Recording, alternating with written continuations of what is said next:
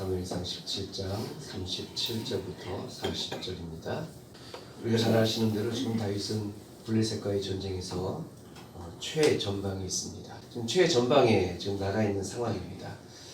전에도 말씀을 드렸던 것처럼 지금 이스라엘 군대와 블레셋 군대의 군사력은 아마 대등한 것으로 보여집니다. 왜냐하면 한쪽이 한쪽을 일시에 점령하거나 몰아낼 수 있는 그런 상황이 아니고 약 40일 이상 동안 양쪽 진영이 대치가 되어져 있는 상황에 놓여져 있습니다.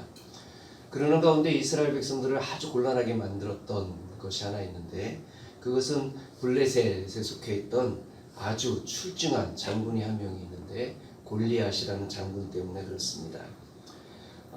다른 사람들보다도 훨씬 더 키가 크고 막강하고 이스라엘 군대 중에 어느 누구도 대적할 만한 그러한 군인이 없을 정도로 강력한 군인이 골리앗입니다.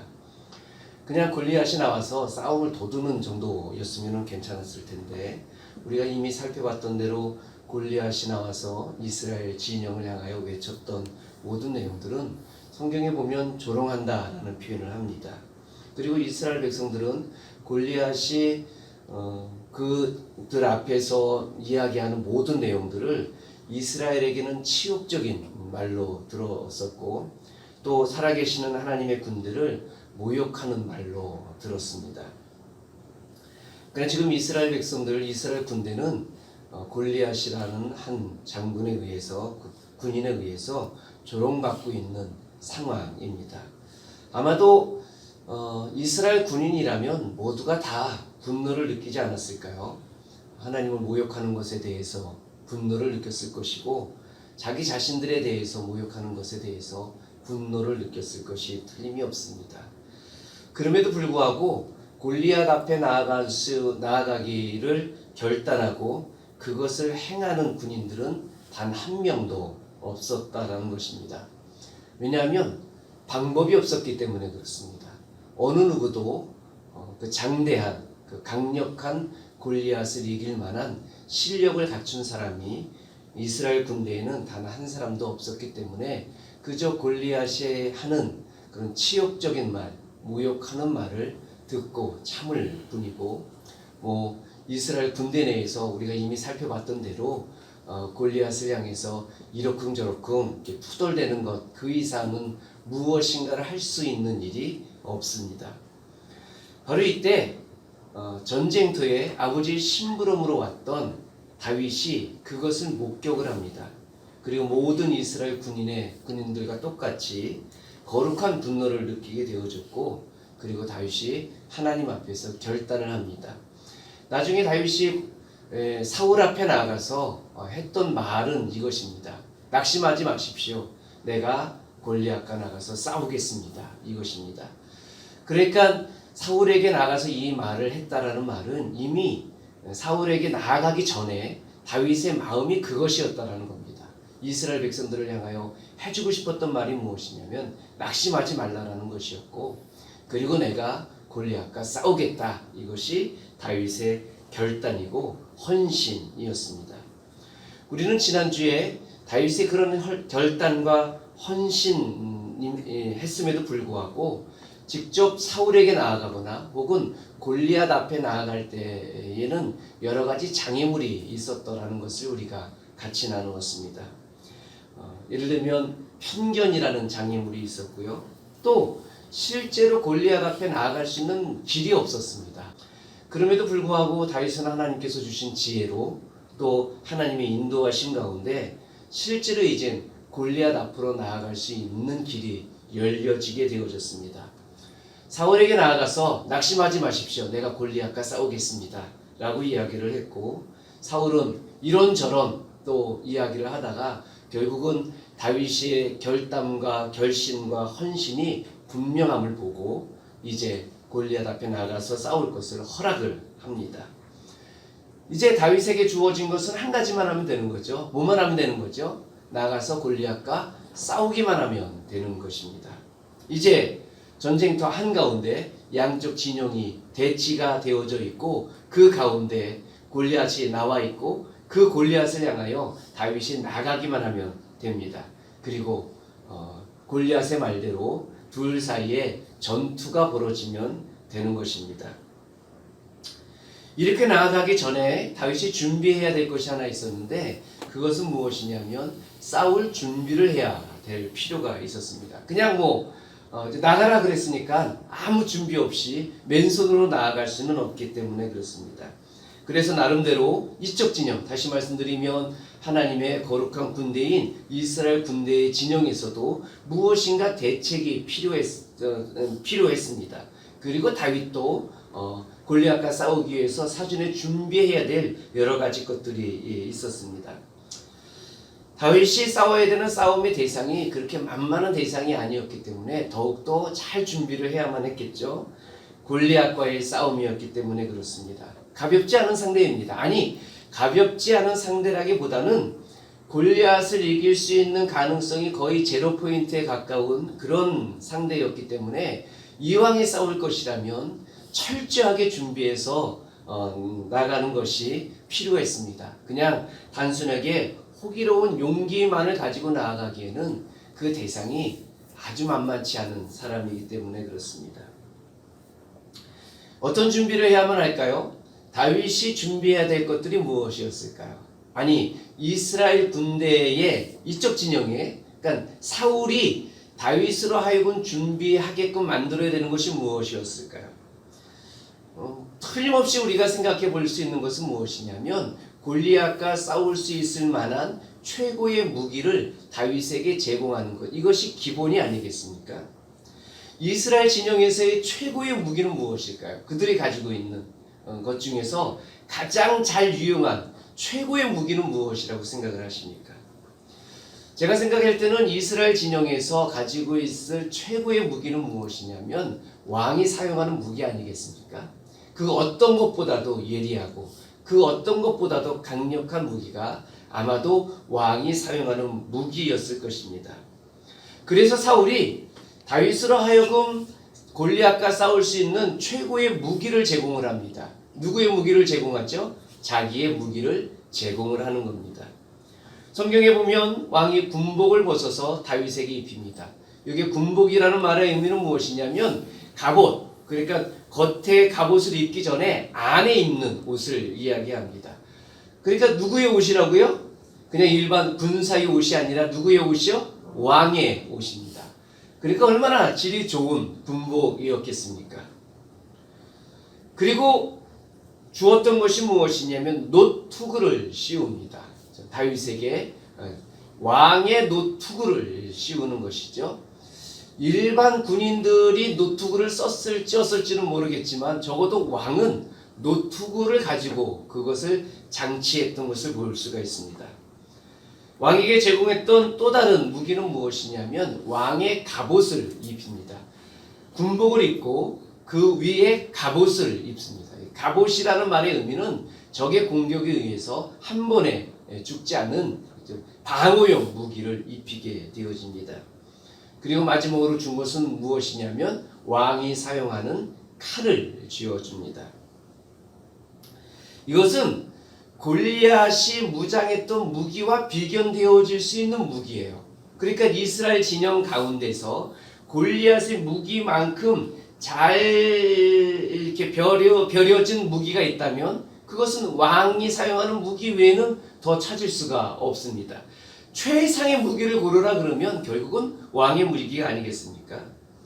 골리앗의 무기에 대해서 우리는 지난번에 살펴본 적이 있습니다. 5절에서 7절에 보면 이런 말씀이 나와요. 골리앗의 무기는 이렇습니다. 머리에는 노투구를 썼고 몸에는 비늘 갑옷을 입었으니 그 갑옷의 무게는 놋 5,000세겔이며 그의 다리에는 놋 각반을 쳤고 어깨 사이에는 놋 단창을 메었으니 그 창자루는 배틀채 같고 창날은 철 600세겔이며 방패 든 자가 앞서 행하더라. 이것이 골리앗이 가지고 있는 무기입니다. 골리앗의 무기를 목록별로 말씀을 드리면 노투구, 비늘갑옷, 놋각반, 그러니까 이 다리 쪽으로 차는 거죠. 그리고 노창, 방패가 골리앗의 무기입니다.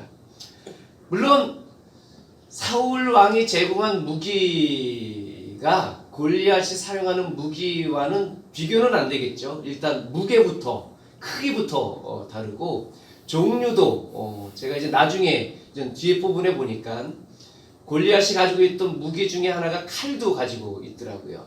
그러니까 종류면으로도 봐도 골리앗이 훨씬 더 다양한 무기를 가지고 있는 것처럼 보입니다. 그럼에도 불구하고 이스라엘 진영 쪽에서 싸우러 나가는 다윗에게 줄 수 있는 최고의 무기, 최상의 무기, 그나마 골리앗의 무기와 비견되어질 수 있는 최고의 무기를 다윗에게 제공을 했다라는 것입니다. 근데 여러분, 우리가 성경을 읽어본 대로 이게 문제가 발생을 한 거예요. 무슨 문제가 발생했죠?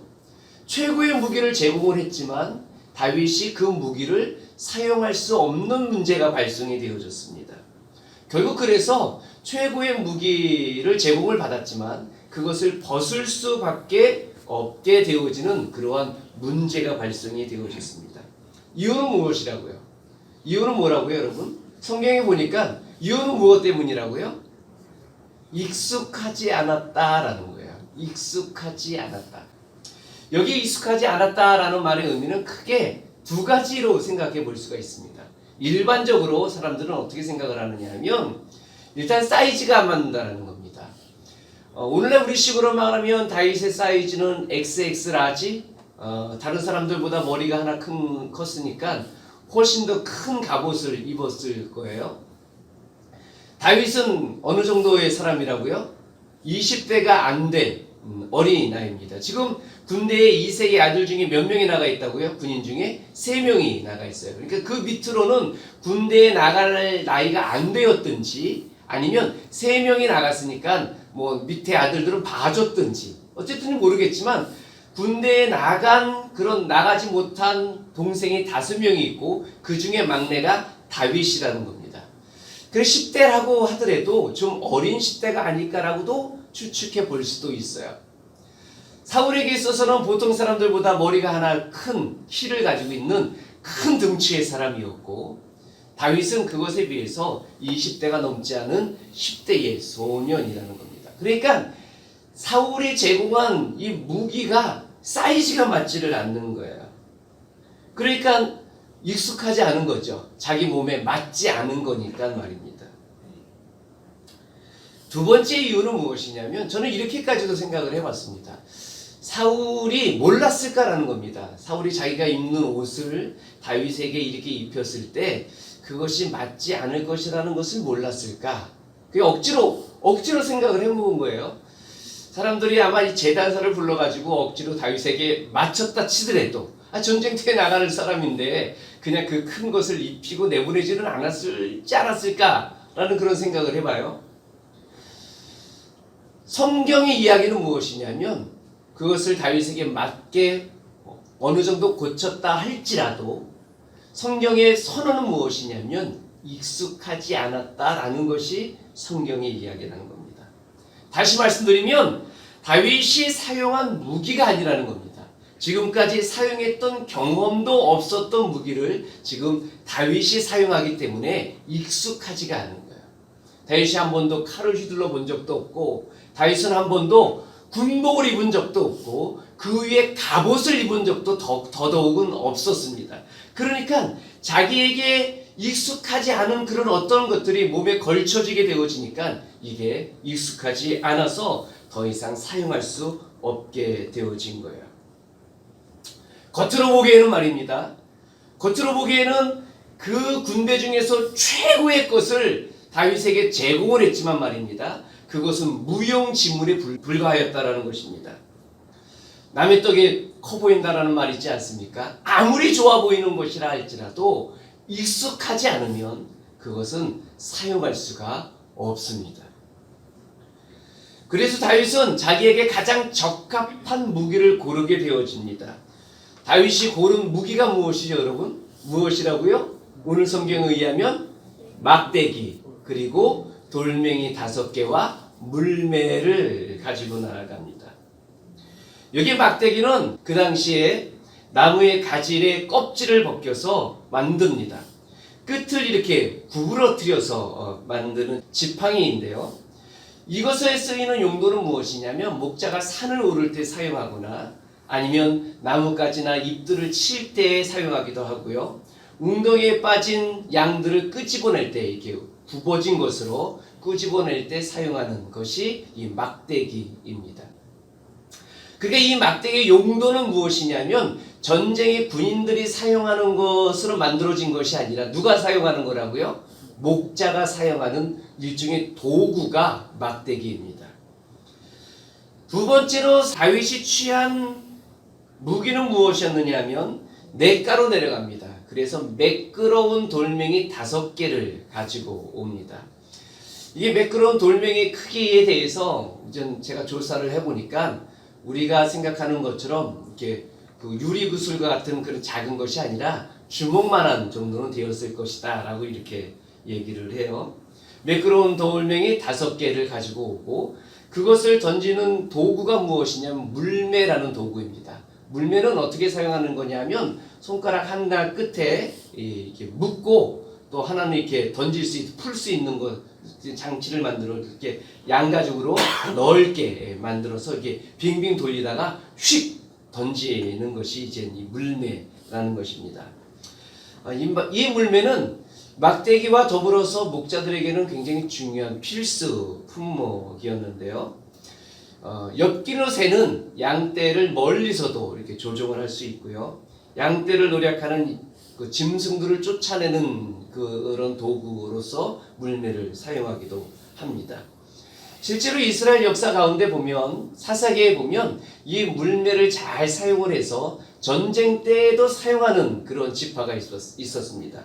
사사기 20장 16절에 보면 베냐민 사람들이 이 물매를 잘 사용해서 실제로 전쟁에도 사용이 되어지고요.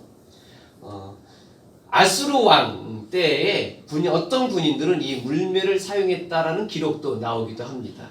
그런데 다윗에게 있어서 적어도 이 물매의 사용 용도는 무엇이었느냐 하면 전쟁을 위한 용도가 아니었고 무엇을 위한 용도였다고요? 목자가 사용하는 용도였다라는 겁니다. 이것이 다윗이 선택한 무기예요. 이것이 다윗이 선택한 무기라는 겁니다.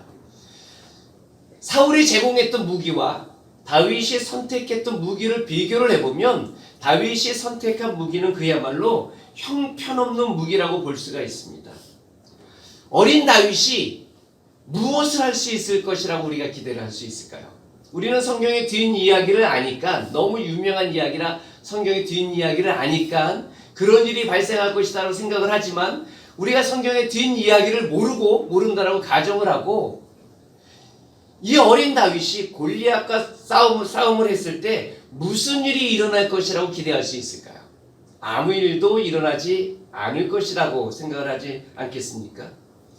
막대기와 돌멩이로 무슨 일을 할 수 있을 것이라고 상상할 수 있을까요? 나무작대기, 우리식으로 말하면 그것과 새총에 불과한 그것을 가지고 무슨 일을 벌일 수 있을 거라고 생각을 할까요? 아무것도 기대하지 않았을 것입니다. 사울은 어떤 마음으로 다윗을 내보냈을까요, 여러분? 어떻게 생각을 하십니까? 사울은 도대체 무슨 생각을 가지고 그 어린아이를, 그것도 형편없는 무기를 든 그 소년을 골리앗에게 내보냈을까 하는 생각을 해보게 되어집니다. 아마도 이런 마음 아니었겠습니까? 지푸라기라도 잡고 싶은 마음, 혹은 혹시나 하는 마음 말입니다. 다윗이 호언장담을 했거든요. 낙심하지 마십시오. 내가 가서 싸우겠습니다. 하나님께서 나를 도와주셔서 내가 사자도 잡았고 곰도 잡았고 하나님께서 위험에 처했을 때 하나님께서 나를 보호해 주셨으니까 이번에도 골리앗을 내가 그렇게 할 수 있습니다라는 그 이야기를 들은 다음에 사울이 다윗을 내보냈거든요. 혹시나 하는 마음, 지푸라기라도 잡고 싶은 마음으로 다윗을 내보낸 것은 아니었을까요? 이스라엘의 모든 군인들은 무슨 생각을 할까요? 저는 이런 생각을 했습니다. 부끄러운 것은 우리 몫이다. 이런 말 여러분 잘 듣죠? 부끄러운 것은 우리 몫이다. 여러분 상상을 해보세요. 이스라엘 군대 내에 그야말로 군인다운 군인들이 얼마나 많은지 모릅니다. 사울은 사람들보다 머리가 하나 큰 장군이었고요. 왕의 풍채를 가지고 있는 다윗의 형들이 무려 3명이나 있었습니다. 그런 군인들이 수십만 명 가운데 얼마나 많았겠습니까? 그런데 이스라엘 군대에서 내보냈던 대표 주자가 누구였느냐면 이제 고등학생 정도밖에 되어지지 않는 젖비린내 그런 어린아이를 내보낸 거예요. 여러분, 우리가 이스라엘 군대라면 무슨 생각을 했을까요? 창피하지 않았을까요? 도대체 왕은 무슨 생각을 가지고 저 어린아이를 내보냈을까? 창피해서 아마도 얼굴을 들지 못하는 그런 상황이 아니었을까라는 생각을 해보게 되어집니다. 왕이 한 일이라 뭐라고 말은 못하겠지만 부끄러운 것은 우리 몫이야. 이런 오늘날 우리 시대의 그런 감정이 모든 이스라엘의 그런 마음이 아니었을까요? 그런데 다윗은 그 변변치 않은 무기를 가지고 아무도 또 어떤 것도 일어날 수 있을 것이라고 기대하지 않는 그런 상황 가운데서 그 무기를 가지고 나갔다라는 것입니다. 그런데 이 무기에는 굉장히 중요한 특징이 하나 있어요. 다윗이 고른 이 무기 말입니다. 다윗에게 있어서 이 무기는 어떤 무기였느냐 하면 평상시에 사용하는 도구였다라는 거예요. 평상시에 사용했던 도구라는 겁니다. 다시 말씀드리면 성경의 표현으로 말씀을 드리면 익숙한 도구였다라는 것이 다윗의 무기의 가장 큰 특징이라는 거예요. 지금까지 사용되어졌던 무기가 바로 그 무기였고 현재 익숙한 무기가 바로 그 도구였으며 곰과 사자에게 사용되어졌던 무기가 바로 그 도구였다라는 것입니다. 지금 다윗에게 있어서 가장 익숙한 무기는 무엇이냐면 막대기와 돌멩이 5개와 물매라는 거예요. 익숙한 무기라는 것입니다. 다윗에게 있어서 제일 잘 다룰 수 있는 것이고 다윗의 무기는 지금까지 경험해 왔던 무기라는 것입니다. 여러분, 이 익숙한 무기라는 말 속에는 굉장히 중요한 의미를 담고 있어요. 무기가 말해주고 있는 그 무엇이 있습니다. 막대기가 말해주고 있는 그 무엇이 있어요. 돌멩이가 말해주고 있는 그 무엇이 있다는 것입니다. 머리가 다른 사람들보다 머리가 하나 큰 사울에게는 찾을 수 없는 그 무엇이 돌멩이가 우리에게 얘기해주고 있습니다. 왕의 풍물을 가지고 있는 엘리압에게는 찾을 수 없는 그 무엇이 막대기가 우리에게 이야기해주고 있다는 거예요. 다윗에게 있어서의 이 무기는 말입니다. 이 도구는 말입니다. 단순한 무기가 아니라는 거예요. 다윗은 이 막대기를 통하여 지금까지 그 무엇인가를 경험해 오고 있었어요. 다윗은 이 돌멩이를 통하여 지금까지 영적인 그 무엇인가를 경험하고 있었다는 겁니다. 다윗이 말하는 익숙함이라는 것이 무엇일까요? 단순하게 돌멩이를 잘 던지는 익숙함을 이야기하는 것일까요? 단순하게 막대기를 잘 휘저을 수 있는 그 익숙함을 이야기하는 것일까요? 다윗에게 있어서 이 익숙함은 무엇이냐면 하나님께서 지금까지 이 막대기를 사용한 것, 이 돌멩이를 사용한 그것에 대해서 익숙하다라는 의미를 가지고 있습니다. 사자와 곰과 싸웠습니다. 무엇을 가지고요, 여러분? 막대기와 돌멩이를 가지고 말입니다. 막대기와 돌멩이를 가지고 사자와 곰을 이길 수 있을까요? 그렇질 않아요. 사자와 곰을 막대기와 돌멩이를 이길 수 있었던 것에 대해서 다윗은 무엇이라고 말하느냐 하면 하나님께서 나를 이기게 만드셨다라는 그 경험을 이야기하는 것입니다. 다시 말씀드리면 하나님을 의지하는 다윗의 믿음을 이야기하는 거예요. 비록 막대기에 불과하지만 돌멩이에 불과하지만 하나님을 믿는 그 신실한 믿음 가운데서 나오는 영적인 경험이 막대기와 돌멩이라는 겁니다. 다윗은 지금 하나님께서 어떻게 역사하시는지에 대해서 익숙해져 있는 거예요. 하나님께서 어떻게 도와주시는지에 대해서 보호하시는지에 대해서 익숙해져 있다는 것입니다. 세상적인 무기로는 할 수 없는 그 어떤 것을 하나님께서는 막대기로 사용할 수 있고 하나님께서는 돌멩이를 사용하셔서 그 일을 행하신다라는 그것에 다윗은 익숙해져 있는 거예요. 여러분, 부르는 돌멩이에는 뭐가 끼지 않는다고요? 부르는 돌에는 뭐가 끼지 않아요? 이끼가 끼지 않는 거예요. 부르는 돌에는 이끼가 끼지 않습니다. 평상시에 하나님 앞에 가지고 있었던 다윗 말입니다.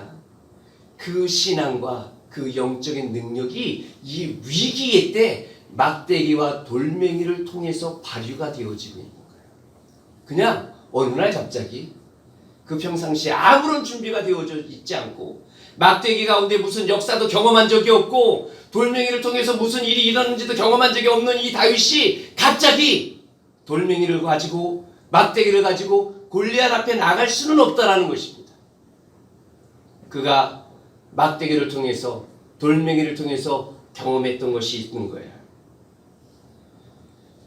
다윗은 지금까지 일상적인 생활 가운데서 하나님의 역사하심이 무엇인지를 막대기와 돌멩이를 통해서 경험하며 여기까지 왔습니다. 그 준비되어진 영적인 실력이 이 위기 앞에서 낙심하지 마십시오. 내가 싸우겠습니다.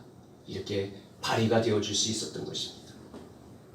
하찮은 돌멩이이지만 하찮은 막대기이지만 하나님 손에 들리면 다윗이 제공한 그 어떤 병기보다도 최종 병기가 되어줄 수 있다는 이 영적인 확신이 다윗에게 있는 거예요. 그것이 어디에서부터 나온다고요? 지금까지의 경험에서부터 말입니다. 사람들이 실패하는 이유가 무엇일까요, 여러분? 우리의 신앙생활에서 실패하는 이유가 무엇일까요? 우리에게 위기가 왔을 때 실패하는 이유가 무엇일까요? 세상의 도구를 사용하여 싸우기 때문에 영적으로, 신앙적으로 우리는 승리를 자주 맛볼 수가 없는 겁니다. 우리가 위기에 왔을 때, 우리가 정말 어려울 때, 내가 일어설 수 없을 정도라고 내가 낙담하고 절망할 때 우리 대부분의 사람들이 찾는 것이 무엇입니까? 세상적인 무기들 아니겠습니까? 편법, 돈, 인맥, 지연 이런 것들 말입니다. 사울이 제공하는 그 어떤 무기와 똑같은 건 아니겠습니까? 예수 믿는 사람들이 신앙적으로 실패하는 이유는 뭐냐 하면 그렇게 익숙하지 않은 세상의 것을 의지할 때 실패하는 거예요. 그렇다면 언제 승리할 수 있을까요? 승리할 수 있는 방법은 무엇일까요? 성도의 무기를 사용할 때 승리할 수 있는 겁니다. 일상생활 속에서 익숙해진 그것 말입니다. 일상생활 속에서 그 익숙해진 영적인 경험이 있는 바로 그것을 사용할 때 위기 때에도 그것이 발휘가 되어지는 거예요. 성도의 무기가 무엇입니까? 여러분 뭐라고 생각하십니까? 기도 아니겠습니까? 그거 아닌가요, 여러분? 여러분 기도가 뭘 할 수 있으리라고 생각하십니까? 기도하면 되나요? 기도하면 됩니다. 어떻게 알아요, 여러분? 평상시의 신앙생활이 그러면 그것을 아는 거예요. 말씀대로 순종하면 되나요? 무엇인가를 일으킬 수 있는 그 힘이 말씀 가운데 있다라고 생각을 하십니까? 아멘입니다. 우리는 그걸 믿어요. 찬양과 오래 참음, 화평과 사랑, 어둠이 일이 아닌 빛의 갑옷을 입는 것, 경건의 습관 이런 것들 말입니다.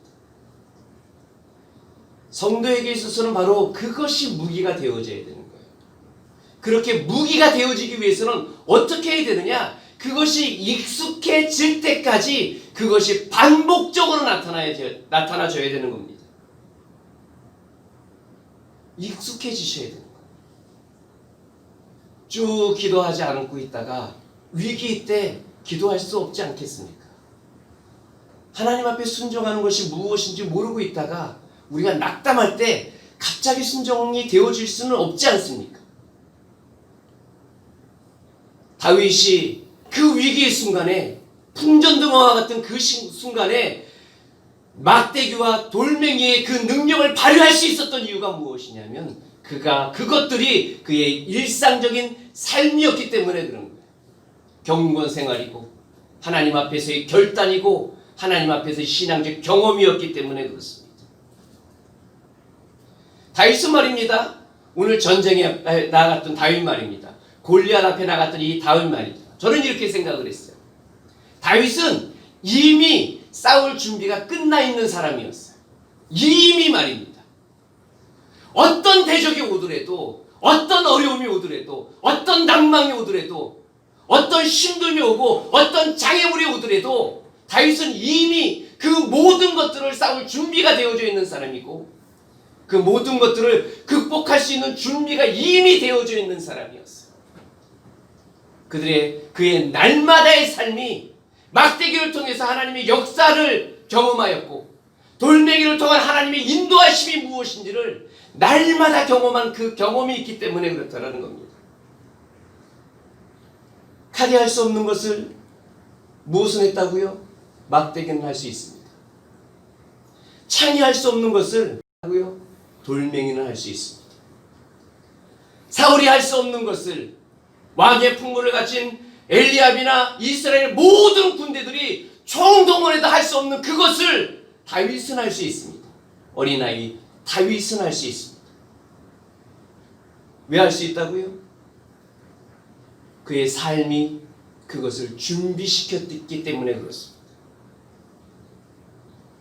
여러분, 우리에게도 무기가 있습니다. 우리에게도 막강한 무기가 있습니다. 우리 기도할 수 있지 않습니까? 그렇지 않나요, 여러분? 우리 기도할 수 있습니다. 그 기도의 경험을 쌓아가면 그 기도의 능력이 위기 때 우리를 구출해낼 수 있는 가장 강력한 무기가 되어줄 수 있습니다. 이런 말씀에 순종할 수 있지 않습니까? 하나님의 말씀이 내 안에 있다면 세상의 모든 권세가 할 수 없는 그것을 우리는 할 수 있는 능력이 이미 우리가 갖추어져 있다니까요. 다윗이 그랬던 것처럼 말입니다. 여러분, 우리 찬송할 수 있지 않습니까? 하나님 앞에 주님의 영광을 돌리며 찬송할 수 있지 않겠습니까? 출세와 지식이 할 수 없는 그것을 찬송 가운데 능력이 있다는 것 우리는 얼마든지 경험할 수 있습니다. 찬송을 하면 우리들의 마음이 뜨거워지고, 찬송을 하면 내 안에 하나님의 영이 새로워지며 주님 앞에 다시 일어설 수 있는 능력이 우리 안에 생기지 않습니까? 막대기와 돌멩이처럼 말입니다. 이 세상을 믿는 어떤 믿음보다도 가장 강력한 믿음은 무엇이냐면 하나님을 믿는 그 믿음 아니겠습니까? 하나님을 믿는 믿음 말입니다. 전능하신 하나님을 믿는 그 믿음 말입니다. 때론 우리는 이런 생각을 합니다. 하나님, 이것만 주시면 내가 하나님 앞에 뭔가 할게요. 목사가 제일 많이 빠지는 유혹이 뭐냐면 그러는 거예요. 하나님, 이것만 주시면 잘할 수 있을 것 같아요. 교인들 한 300명만 주세요. 그럼 제가 뭐 하나님 뜻대로 원하는 거 다 해드릴게요. 이런 거 아니겠습니까? 하나님, 저에게 성경 66권을 암기할 수 있는 능력을 주세요. 제가 스펄전이 되겠습니다. 뭐 이런 건 아니겠습니까? 목사인 저도 언제나 그런 유혹에 빠져요. 마치 사울이 다윗에게 주었던 그 막강한 무기를 원하는 것처럼 말입니다. 그렇지 않아요. 하나님의 능력은 사울이 다윗에게 준 무기 가운데서 드러나는 것이 아니라는 겁니다. 우리들의 날마다 하나님 앞에서의 삶이 그것이 무기가 되어지는 거예요. 내게 주신 것은 잊어버리고 없는 것을 찾으려고 하는 어리석음이 우리에게 있지 않은지 돌아봤으면 좋겠습니다. 일상적인 신앙과 일상적인 믿음에 충실한다면 하나님께서 별것 아닌 그것을 사용하셔서 하나님의 위대한 일을 드러내신다는 겁니다. 그것이 오늘 우리에게 주신 하나님의 약속이에요. 지금 있는 것으로도 얼마든지 하나님의 영광을 드러낼 수 있습니다. 아멘입니까? 내가 가지고 있는 것이 막대기에 불과하더라도 걱정하지 않으셔도 됩니다. 그걸 통해서도 얼마든지 하나님의 영광이 나타날 수 있습니다. 지금 있는 것으로도 얼마든지 골리앗을 무너뜨릴 수 있습니다. 더 무엇이 필요한 것이 아니라 지금 가지고 있는 그것이 하나님 앞에 사용되어질 수 있다는 것입니다. 주님 앞에 날마다 우리가 살아가고 있는 그 신앙과 영적인 삶이 그것이 하찮아 보인다 할지라도 거기는 강력한 힘이 있는 거예요. 날마다 하나님과 교제하는 그것이, 기도하는 그것이, 말씀 보는 그것이, 찬양하는 그것이 별것 아니고 하찮은 것처럼 보이는 막대기와 돌멩이처럼 보인다 할지라도 거기에 능력이 있습니다. 믿으시길 바랍니다. 하나님께서 그 막대기와 돌멩이를 사용하시기 때문에 그렇다라는 것입니다. 우리들의 약함을 하나님께서 사용하십니다. 믿으십니까? 그 약함을 붙들고 주님 앞에 기도할 때 심지어 그 약한 것까지도 하나님께서 사용하신다. 그럼 우리 모두가 되었으면 좋겠습니다. 그것이 우리의 강력한 무기가 되어졌으면 좋겠습니다. 이제 무엇만 하면 돼요? 우리에게 그런 무기 있지 않습니까? 우리 기도하는 사람들 아닙니까? 말씀 보는 사람들 아닙니까? 우리가 가지고 있는 것이 작은 게 아니라니까요. 이제 무엇만 하면 됩니까? 나가기만 하면 돼요. 우리 앞에 놓여져 있는 것이 골리앗처럼 강력한 것이라 할지라도 겁내지 마시고 나가기만 하면 됩니다. 무엇을 가지고요? 평상시 우리가 했던 것 가지고 막대기와 돌멩이와 같은 기도와 말씀을 가지고 골리앗 앞에 나가기만 하면 되는 것입니다. 그럼 그 중심을 보시는 하나님께서 막대기를 사용하시고 돌멩이를 사용하십니다. 우리들의 기도를 사용하시고 우리의 순종을 사용하시며 우리의 찬양을 사용하시고 우리의 믿음을 사용하십니다. 그러한 승리의 삶이 우리 모두에게 있기를 주의 이름으로 축원합니다. 기도하겠습니다.